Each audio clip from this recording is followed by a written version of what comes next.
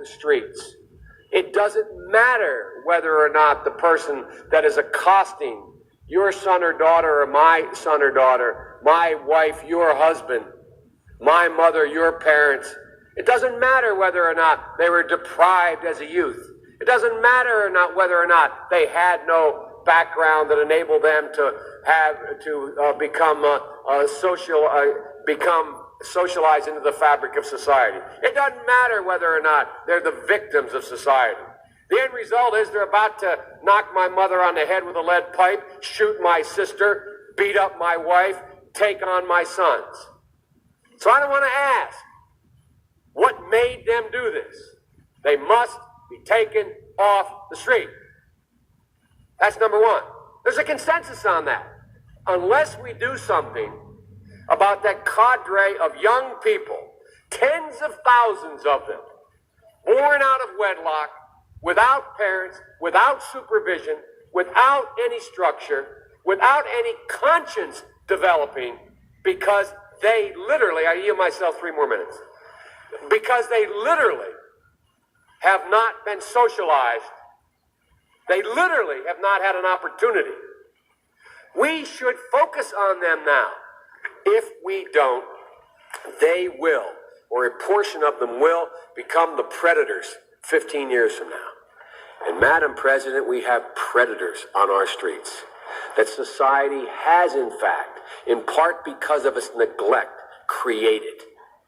Again, it does not mean because we created them that we somehow forgive them or do not take them out of society. So who did y'all create? And what are you talking about? Created what? The predators that's on the street that you bashing now? You son of a bitch. To protect my family and yours from them. They are beyond the pale, many of those people. Beyond the pale.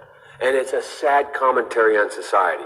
We have no choice but to take them out of society.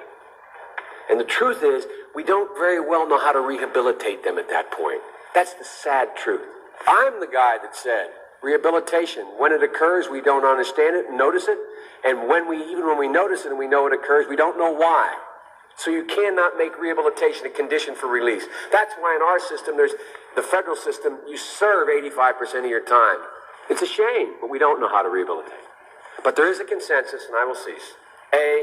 We must make the streets safer. I don't care why someone is a malefactor in society. I don't care why someone is antisocial. I don't care why they become a sociopath. We have an obligation to cordon them off from the rest of society, try to help them, try to change their behavior. That's why we do in this bill. We have drug treatment and we have other treatments to try to deal with it. But they are in jail, away from my mother, your husband, our families. But we would be absolutely stupid as a society if we didn't recognize the condition that nurtured those folks still exist. And we must deal with that. Everybody asks me, what kind of Democrat? I'm an Obama-Biden Democrat, man. After 8 years alongside President Obama, Joe Biden is coming back as a solo act. I'm ready to go. With his long record facing a new look under the spotlight of the 2020 campaign. Gentlemen and ladies of the Senate. One chapter receiving fresh scrutiny comes from his earliest years in the Senate, when he strongly opposed mandatory school busing. It was designed to achieve integration and a more equitable education. It was the mid-1970s. Biden favored desegregation, but not through busing. What's less known is how he followed the lead of some of the Senate's most fervent segregationists. In a series of never-before-published letters reviewed by CNN, the strength of Biden's opposition to busing comes into sharper focus. On March 25, 1977, Biden wrote, "My bill strikes at the heart of the injustice of court-ordered busing. It prohibits the federal courts from disrupting our educational system." Biden sought and received support from Mississippi Senator James Eastland, the Democratic chairman of the Judiciary Committee, and a leading symbol of Southern resistance to desegregation. He frequently spoke of blacks as, quote, an inferior race. Biden... That motherfucker there was a straight KKK wizard. reflected on that era earlier this year. There are a bunch of racists. There was, James O. Eastland, Mississippi, Strom Thurmond, and so on. There were 9 guys who were in the... But they was your mans in them, though. Now all of a sudden they racist. Come on, man. Joe Biden, you're a racist son of a bitch.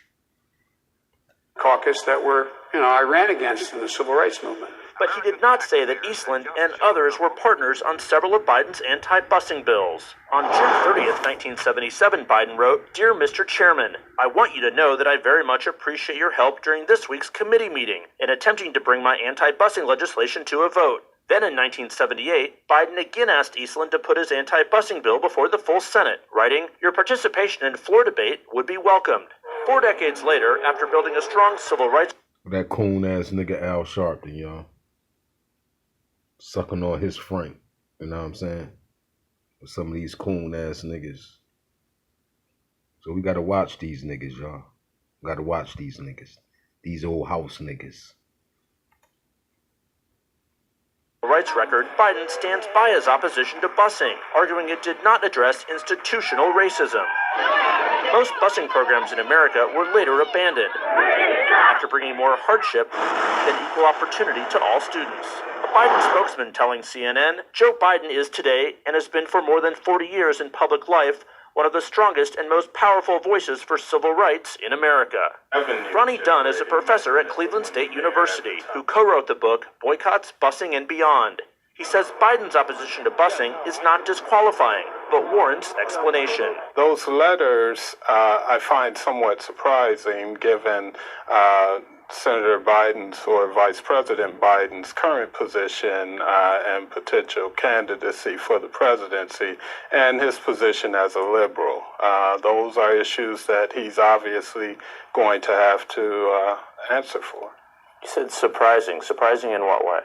Well, the fact that he would solicit the support of staunch segregationists, James Eastland as well as Jesse Helms, introducing legislation as opposing busing at that time. So the question facing Biden is how he reconciles nearly a half century in public life with today's Democratic Party. Of course, Jake, one of his biggest pieces of experience is that experience and long record. That also is one of his biggest challenges. When I marched in the civil rights movement, I did not march with a 12-point program. I marched with tens of thousands of others to change attitudes. And we changed attitudes.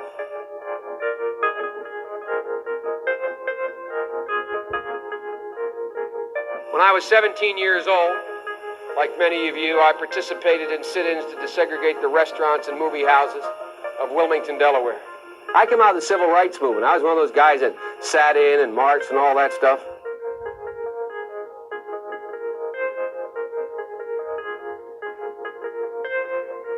During the 60s, I was, in fact, very concerned about the civil rights movement. I was not an activist. I worked at an all-black swimming pool in the east side of Wilmington, Delaware. I was involved in what they were thinking, what they were feeling. I was involved, but I was not out marching. I was not down in Selma. I was not anywhere else. I was a suburbanite kid who got a dose of exposure to what was happening to black Americans when I'm in my own city.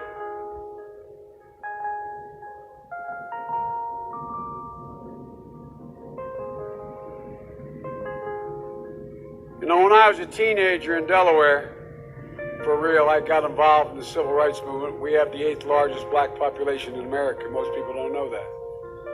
And see in the background all them coons, y'all. Go out there and go after them coons. And them coons out there caping for him, y'all. Defending this racist ass son of a bitch. And, I'd go to 8 o'clock mass, then I'd go to Reverend Herring's church where we'd meet in order to organize and figure where we were going to go, whether we were going to desegregate the Rialto movie theater or what we were going to do. I got my education for real in the black church. And that's not hyperbole, it's a fact. But I got my education, Reverend Doc, in the black church. Not a joke. Because when we used to get organized on Sundays, to go out and desegregate movie theaters and things like that, we do it through the black church. I was no big shakes, Reverend, in the civil rights movement. I was just a kid. I got involved in desegregated movie theaters and helping, you may remember Reverend Moyer in Delaware and Herman Holloway organized voter registration drives, coming out of black churches on Sundays, figuring how we were going to move. In October, I was invited to the National Civil Rights Museum in Memphis to receive the Freedom Award. A thing when I sat in black churches on the east side of Wilmington getting ready to, and by the way, next to two Jewish rabbis, getting ready to go out and desegregate movie theaters in Delaware. I never ever thought in my life I would be worthy of, and I'm still not sure I'm worthy of it. I'm going to now direct this at Vice President Biden. I do not believe you are a racist.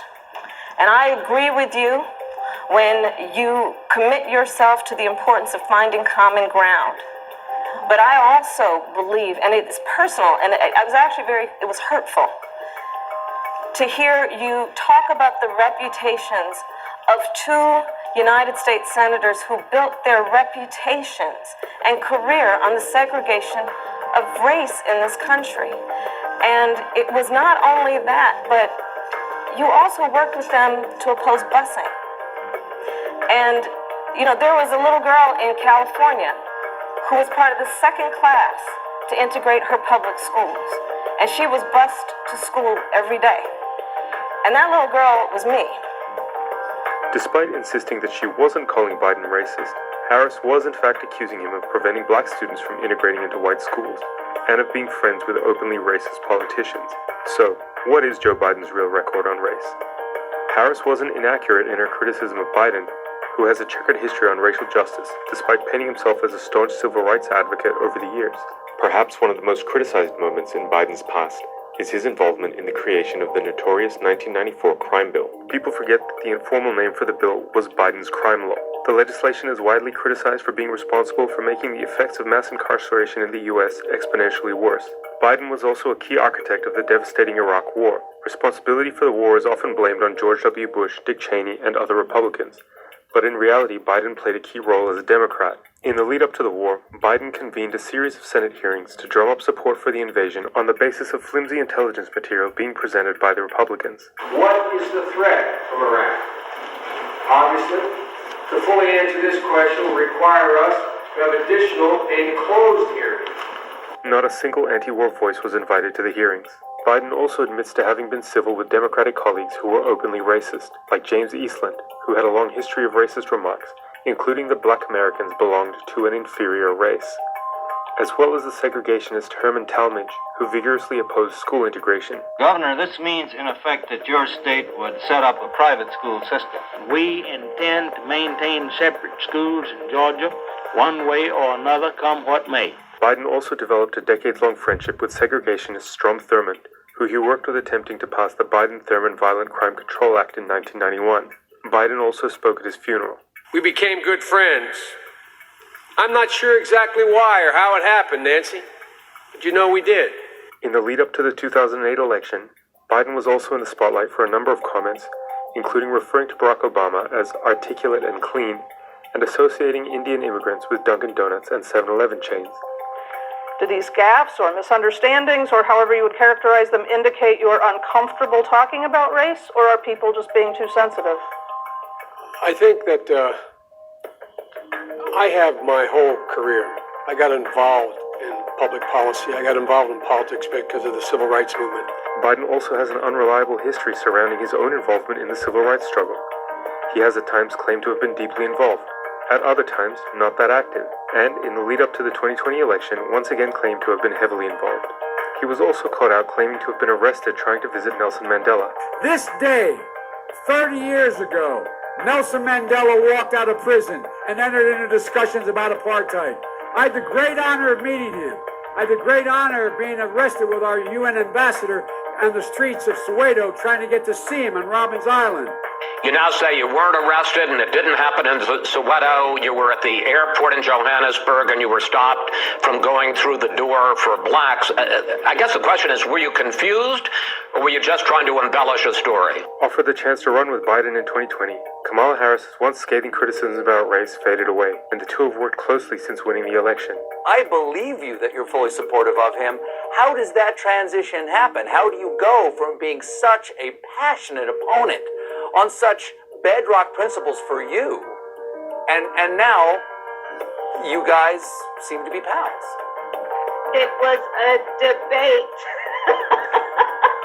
Not everybody landed punches like you did, though. It was a debate. So you don't mean it? It was a debate. That the whole reason, literally, it was a debate. It was called a debate. I understand. Everyone traveled to the debate. There were journalists there covering the debate, where there would be a debate of differences of opinion and issues. I am 1,000% supportive of Joe Biden, and I will again do everything I can to make sure he is elected. The Democrats may be keen to forget Biden's past, but should everyone else have to as well?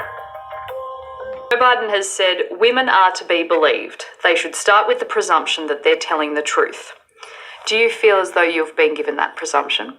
No, I think that's a hypocritical statement because that's not been my experience. And he has said that in public. But then what's been happening is with social media and in the media, I've been pretty attacked and smeared. And some of his campaign supporters and surrogates have been the ones doing the attacks. Kamala Harris is now Joe Biden's running mate after saying that she believed some of Joe Biden's accusers. Right. How does that sit with you? You know, what I am really questioning is on the Democratic, when I was trying to come forward with my full history with Joe Biden, there were many really qualified Democrats running for president, including Kamala Harris. Why isn't she president and the presidential candidate? Why does she have to be VP? And what does that say about our culture that we have to go sideways into getting a woman president, right? But do you think there is an element of hypocrisy for her to have said that and to now be his running mate? Yeah, I think there's hypocrisy all around.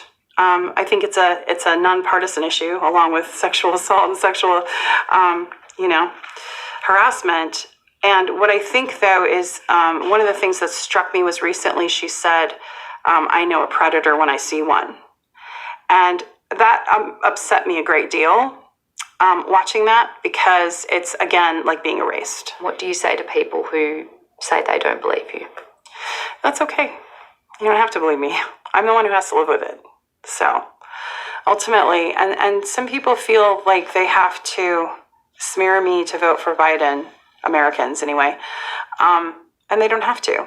Like, I have a friend who's going to vote for Biden. She knows what happened to me, but she's not so much voting for him as simply not voting for Trump. So there's a lot of fear right now in our electoral. So it's not so much about loving Biden as about fearing the current presidency, and it's a very difficult place to be. I mean, it was excruciating for me to come forward, as you know. It seems there was very little for you to gain in coming forward. There's nothing to gain. And in my case, I lost everything.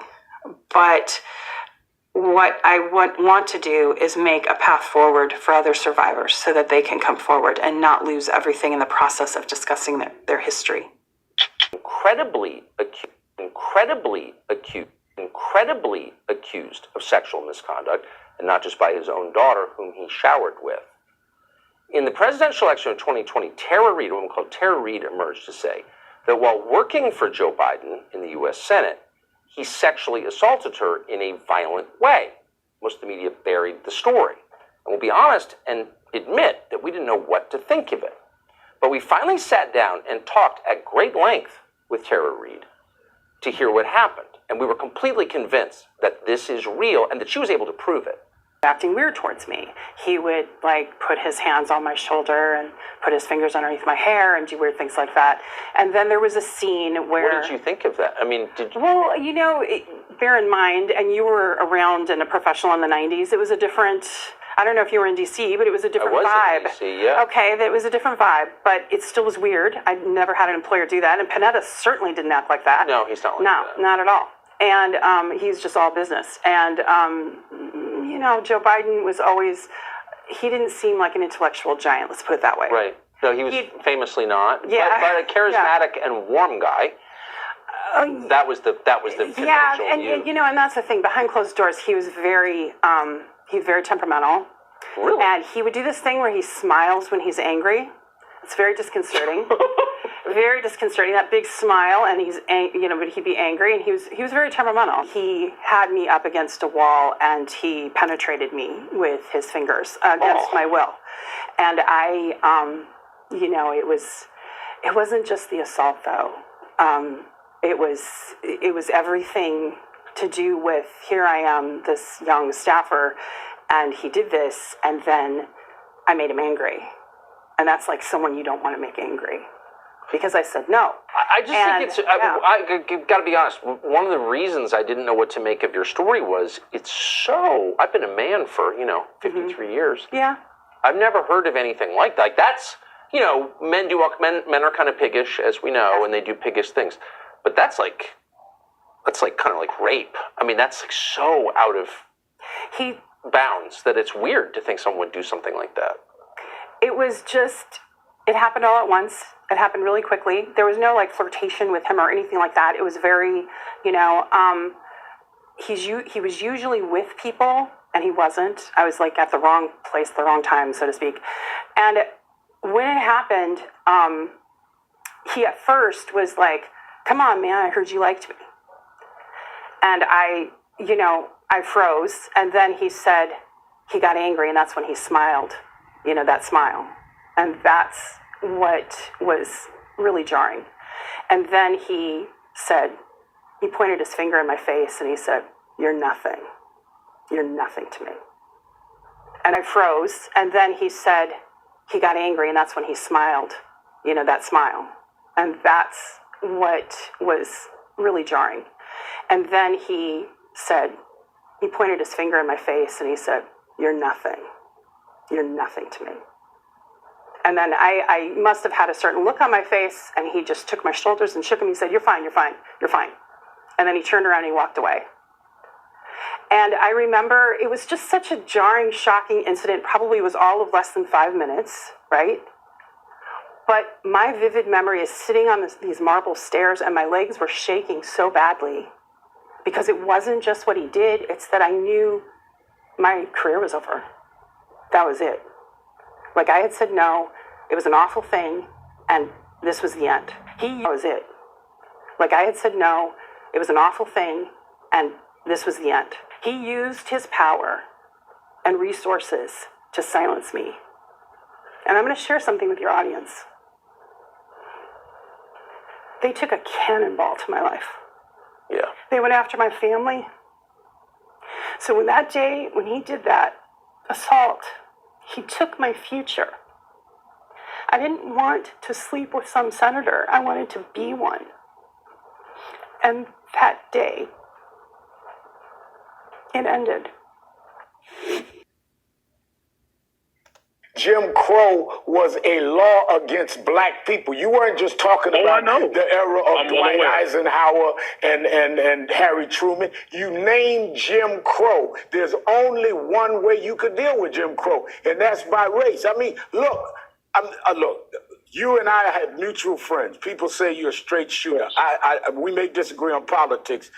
I'm giving you the benefit of the doubt. But look, you were born in Brooklyn. You went down into the South, went to Florida State. You have an interracial marriage. You're the congressman of a district that's not a black district. I mean, how can you even live with yourself acting like Jim Crow was a good era or better era for blacks? What happened to you? Okay, that's real cute. That's real cute. I did not say that, and I'm not going to sit here and have to insinuate that against me.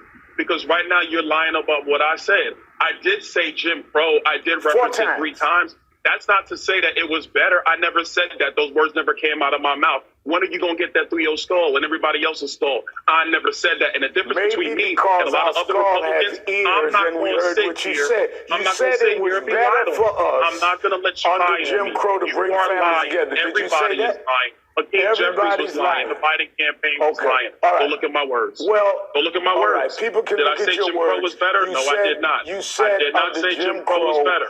I never said it was good. I did not have nostalgia. I never said any of those things. I was talking about black families and black family marriage rates during that time and the. All right, then what did Jim Crow do to contribute to black families? I'm not talking. Oh my gosh! You what said I said that you guys, said I mean, under what I said Jim about Crow, Jim black Crow families. So explain to me what Jim Crow did to help black families. The marriage rates during the Jim Crow era were higher for black families up until the point of the Great Society. I did not say that. I said they were, and this is the problem. Because you're trying to say that I said because of Jim Crow marriages were at a higher rate. I did not say that. I said during. I said during. But why I guess we can't refer to time periods Jim there, Crow Reverend. was That a don't make race no law. sense. I tried to tell you, Byron, there's no point whatsoever in debating or arguing with these clowns, okay? Because they're not interested in the truth. They are not honest actors, okay? One of the things that, again, is extremely frustrating to me, guys, during this whole fake outrage about Byron Donalds and his comments about Jim Crow is that clearly, listening to the video and reading his actual quote, he said nothing about Jim Crow being better for black people, but it has been spun in the mainstream liberal media because they're essentially an arm of the Democrat Party in order to attack Byron Donalds as a black Republican who sold out to Trump. Ultimately, this really is an attack on Trump, and this is part of the reason why I really do think that Byron Donalds should stop doing these interviews. But I understand where he's coming from. He knows that he's correct. He knows that they're lying. And he's doing the interviews in order to defend himself, okay? He wants to defend himself. He's standing up to these propagandists, and I actually commend him for that. I just don't think that there's a point to it anymore because the liberal media, they're going to continue to say that he said something that he didn't say, and only stupid people would believe the mainstream liberal media and their narrative at this point. So it is what it is, okay? But I'm so serious. When the Democrats and this whole situation just proves that they really believe that black people are the dumbest people on the planet, right? Because you have to be a dummy to fall for this propaganda from the mainstream liberal media. And I think this is part of the reason why you're seeing black people move away from the Democrat Party, because it's getting to the point now where it's just offensive, right? These people are reality deniers, okay? They deny the reality of the economy, the reality of the border, the reality of crime, the reality that black families being together is actually a good thing, right? It doesn't matter what era we're in, okay? But that doesn't mean Jim Crow was a good thing. It just means that black families being together is a good thing, period. They just deny all these things, okay? And again, at some point, there is no point to engaging with these individuals because they're not really trying to have an honest conversation, right? But I'm not going to talk about that topic anymore. We beat that topic to death. I'm actually going to talk about a new topic here that Byron Donalds is discussing with Al Sharpton later on in this interview, which is about police reform and the fact that Trump did not support the George Floyd movement, right? And Al Sharpton is going to confront Byron Donalds on why Trump didn't want to get on board with the defund the police movement that Democrats were endorsing at the time. And Byron Donalds is going to humiliate Al Sharpton, who clearly does not know what he's talking about in this segment. So well, first of all, during the Trump presidency, he also signed into law reforms to criminal justice reform, the first step back, which actually helped get a lot of people released who were imprisoned under the 94 crime bill that was authored by Joe Biden. One of the worst pieces of crime legislation has really impacted a lot of people in the black community. You and I agree on the 94 crime bill. I marched on it, and Joe Biden has said that it went too far. But Donald... Yeah, so again, why don't you ever hold Joe Biden accountable for the crime bill and the drug bill? Why don't you ever hold Joe Biden accountable for the so-called systemic racism that he's responsible for, right? Every time these people talk about systemic racism or they name some policy, past policy, because again, a lot of this stuff is not even on the books anymore they're talking about. Okay, none of these people actually went through this stuff or suffered from any of this stuff that they're boo-hoo-on and cry about. But, for example, when they talk about redlining, when they talk about, again, the crime bill and stuff like that, all that is a result of Democrats, right? The redlining policy came under the New Deal. That was FDR. FDR is a god in the Democrat Party, right? That's who Joe Biden wants to be, okay? That's who Biden tried to model his presidency after, FDR. I mean, the Democrats have legislation called the Green New Deal. This is how much they look up to FDR. But FDR is the one that is responsible for redlining. One of the main things they bring up as a reason for why there's a significant wealth gap between blacks and whites. Redlining. They're always talking about redlining. Okay, well, again, why is it that you guys worship FDR? Who's responsible for that? Why is it that you guys are lining up and voting for Joe Biden, who's responsible for the drug bill, the crime bill, all of these disparities that you guys boo-hoo whine and cry about so much? You guys turn around and vote for the people and worship the people that are responsible for doing it. I just told you it was the Tim Scott. I just told you the bill. It's the Tim Scott bill. And when you Donald keep asking Trump the same went question, in doesn't front of change that fact. church and stood up there with the Bible, he did not tout any reform bill at all. End of story. And you and I both know that. I'm sorry. So the only bills that matter, the only bills that matter are the ones that actually have a name that a president cites, not the actual legislation that's moving through Congress. He could have named the bill. He was president of the You already United know States. that's a ridiculous standard. Well, then why didn't that's a ridiculous standard. If Tim Scott's was the bill, then why didn't the president come out and call on the Congress and the country to rally around that bill? He said nothing. You know it, and I know it. First of all, I don't know. Donald Trump talks a lot. You should ask him that question. I will tell you that Nancy Pelosi did not let that bill come up in the House. She was Speaker. Ask her. All right, let me ask you this then. Wow. Again, this is humiliating for Al Sharpton.